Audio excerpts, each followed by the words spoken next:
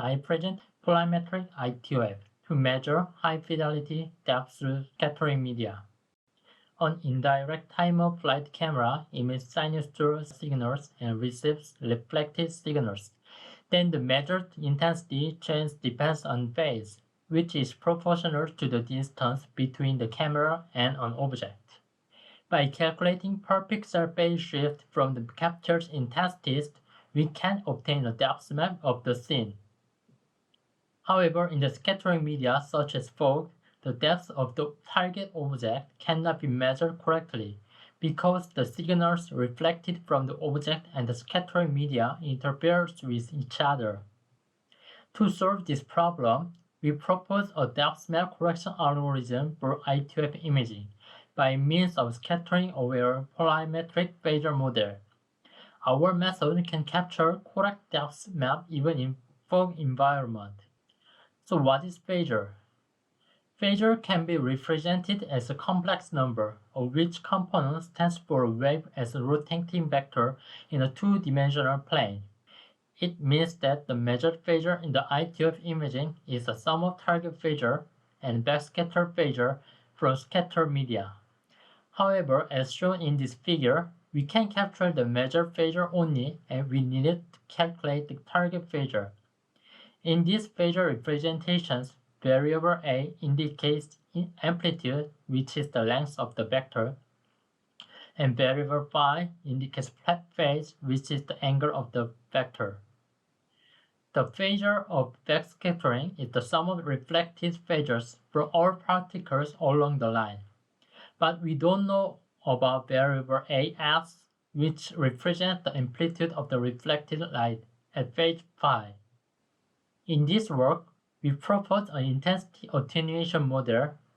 Without fog, the light intensity attenuation follows the inverse R-square law, which is valid for point light source in ToF camera. Light attenuation decreases exponentially by fog. This has been modeled like this for volumetric rendering. In this work, we combine polarization imaging and ToF imaging, so that we add another term for the degree of polarization. It's also in the exponential form. We use two linear polarizers in front of the light source and the sensor with a parallel polarization setup and cross polarization setup. We measure two phasors by rotating a linear polarizer in front of the sensor. For the parallel polarization setup, we capture a backscattering phasor, which is the sum of polarized backscattering and unpolarized backscattering. But for the cross-polarization, the polarized backscatter component is removed, so we can capture only the unpolarized backscattering. So we can easily calculate the polarized backscattering light by subtracting these two measurements.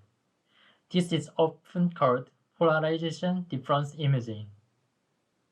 Now, let's start with calculating coefficients for the scattering decay. The phase of the polarized backscattering light is the weighted mean of the phase of particles in line, and the weight is the amplitude at phase phi. As I've shown before, the intensity of the polarized light can be represented as the intensity decay and the degree of polarization decay. Substituting previous equation with this function results in this function. Here, sigma is the sum of the decay parameters for intensity decay and the degree of polarization decay, and this value is unknown. As the phase of the polarized backscatter is known, we can calculate the sigma. Because both the intensity decay coefficient and the degree of polarization decay coefficient depends on the fog density and the type of particle, we assume that these two coefficients are proportionally related.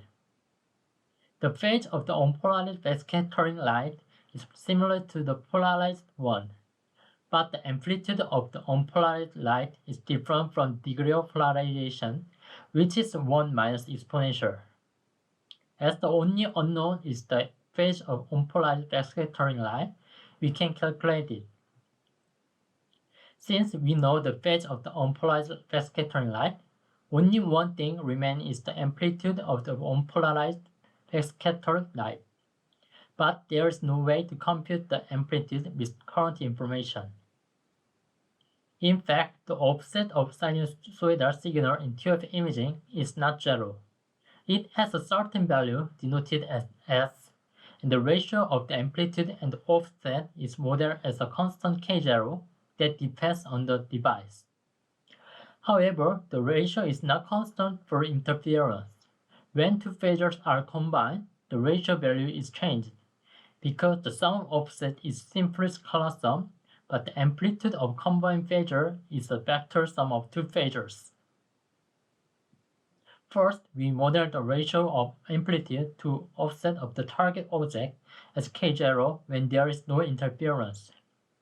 For the backscatter light, the ratio is not K0 due to interference. But for the reflected light from the single particle, the ratio is K0. We can remove the offset at pi in this ratio equation of the backscatter light by substituting the offset s in the denominator with the ratio equation of a single particle. Also, we can get another equation by subtracting the major phasor with the backscatter phasor, which gives us a target phasor. Now we have two equations and two unknowns, so we can calculate the amplitude and offset of the unpolarized phasor. Finally, we can calculate the phase of the target object by subtracting the backscatter phasor from the measured phasor. When compared with the conventional iToF camera, our method shows a great improvement. Errors by scattering almost disappear in our method. Also, we evaluate our method in three different fog densities: thin, medium, and thick. Our method correctly estimates fog amplitude, and for all densities, our method works well compared to the conventional ToF imaging with cross polarization. If you look at the errors, the performance improvement is more clear. Here is a comparing result of our method with other methods. Our method shows significantly lower errors than other methods. Other methods require additional information about the background pixels, but it is not practical. Here is another example. Similarly, other method fails, but our method works well. In conclusion, we have presented a scattering-aware polarimetric iToF imaging method with a novel computational model, and we successfully measure accurate depth using a polarimetric iToF camera. Thank you for listening.